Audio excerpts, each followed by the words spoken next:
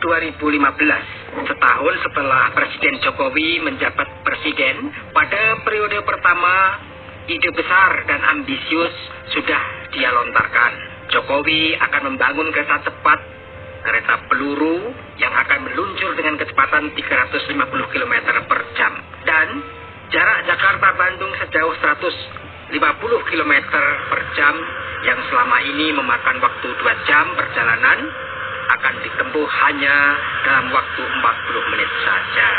Ide ambisius Jokowi ini segera ditangkap oleh 2 produsen kereta cepat, yaitu Jepang dan Cina. Kedua negara itu menawarkan bantuan pinjaman untuk penanganan kereta cepat, dan di atas kertas Jepang menang dalam kontrak karena bunga pinjaman lebih kecil dari negara Cina. Tapi ada hal yang membuat pemerintah kurang sreg dengan Jepang. Pertama, Jepang memaksa pemerintah Indonesia untuk bekerja sama dalam konsep G2G atau antar pemerintah. Sedangkan pemerintah Indonesia maunya B2B atau antar swasta. Yang kedua, yang pemerintah Indonesia tidak sreg adalah Jepang itu nggak mau alih teknologi. Mereka maunya semua yang merakit Jepang dan Indonesia terima jadi saja. Sedangkan pemerintah Indonesia ingin ada alih teknologi sehingga tidak ada ketergantungan kepada negara lain untuk membuat kereta cepat selanjutnya. China kemudian masuk menawarkan proposal. Mereka siap dengan konsep B2B atau antar swasta. Tentu bunga pinjamannya itu lebih besar karena risikonya juga lebih besar. Kemudian Cina siap alih teknologi dan mengajarkan kepada insinyur-insinyur di Indonesia bagaimana membangun kereta cepat, dan akhirnya sepakatlah Indonesia dengan Cina untuk membangun kereta cepat.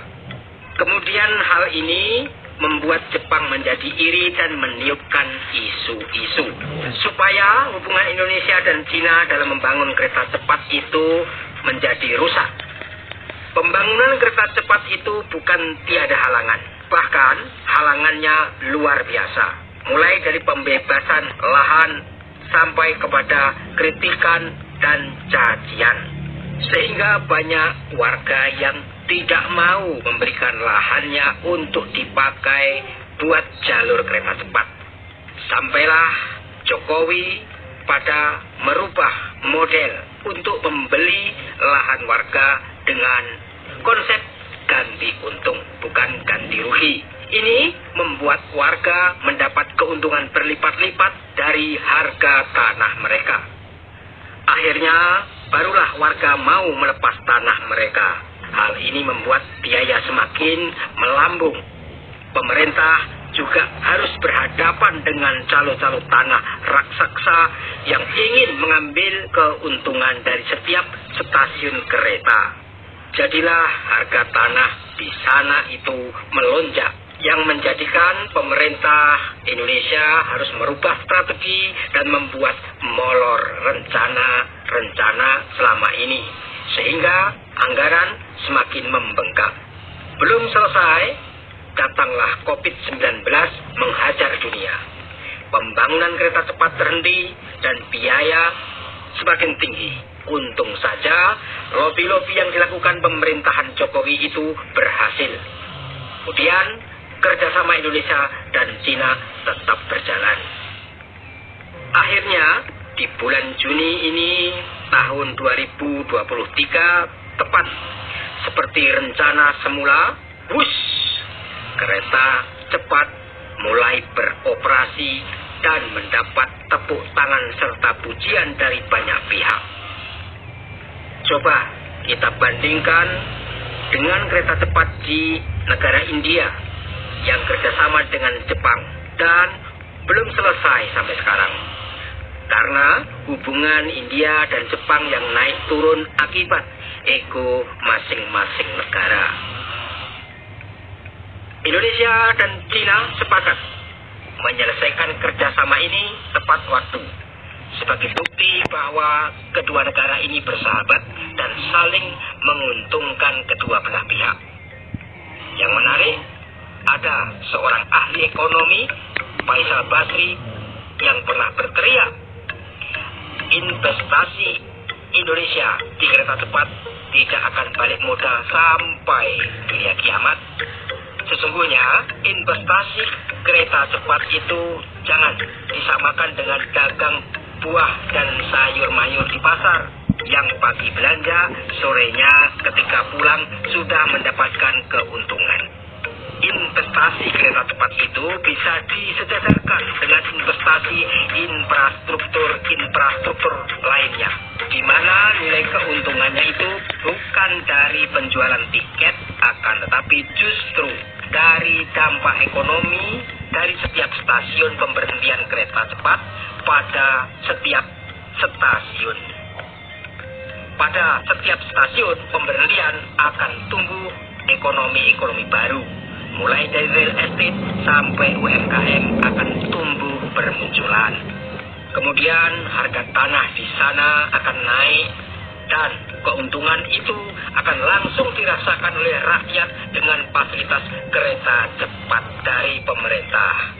Begitu seharusnya cara berpikirnya.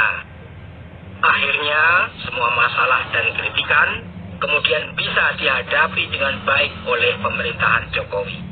Pemerintah terus bergerak, kerja supaya sesuai jadwal selesainya pembangunan jalur kereta cepat. Dan ketika semuanya selesai, ada hal baru yang kita rasakan sebagai anak bangsa. Apa itu? Ya, jelas kebanggaan sebagai rakyat Indonesia. Jujur, saya bangga dengan adanya kereta cepat ini. Karena kereta cepat ini menunjukkan bahwa negara kita adalah negara yang adaptif dan terdepan dalam masalah teknologi. Malaysia, Singapura, Vietnam, dan banyak negara-negara tetangga lain tentu iri melihat Indonesia yang dulu mereka anggap sebagai negara besar dan terbelakang, sejak dipimpin oleh Presiden Jokowi telah melakukan lompatan-lompatan besar ke depan, meninggalkan mereka jauh di belakang sekarang. Kesuksesan operasi kereta cepat ini mau tidak mau harus membuat kita bertepuk tangan dan salut atas keberhasilan pemerintahan Jokowi yang tidak baperan dalam menanggapi setiap kritikan, akan tetapi tetap fokus akan kerja. Dengan adanya kereta cepat ini, saya yakin akan menaikkan nama Indonesia di mata dunia internasional.